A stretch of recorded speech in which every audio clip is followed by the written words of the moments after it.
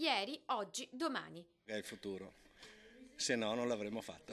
Viale della Repubblica, meglio noto come Strada Ovest, pensa al suo futuro. I residenti e le attività commerciali sono immaginati come un condominio che si sviluppa in orizzontale, con un ascensore o teleferica che ti può portare da un piano all'altro, con una segnaletica commerciale che di notte diventa illuminazione, con pannelli solari sulle rotatorie, una zona accessibile dove arrivare con la bici elettrica.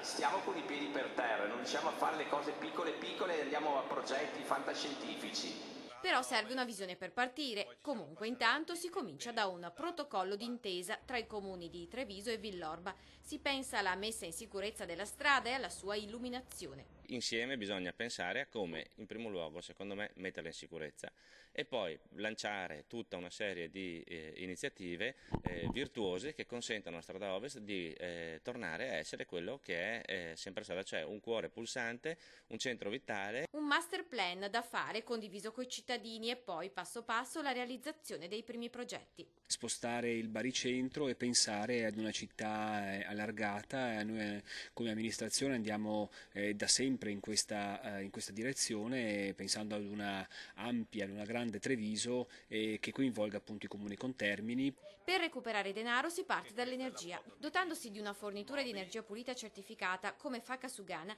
si risparmia mezzo chilo di anidride carbonica per ogni kilowatt consumato e se il contratto lo fa il condominio, orizzontale o no che sia, si risparmia anche sui costi. Si abbattono drasticamente i rifiuti gassosi e l'Europa aprirà il portafogli. Soddisfo i requisiti europei e posso restare in Europa e quindi pretendere anche che mi trattino come un cittadino europeo che ha bisogno di essere incentivato e aiutato nelle sue operazioni di ristrutturazione.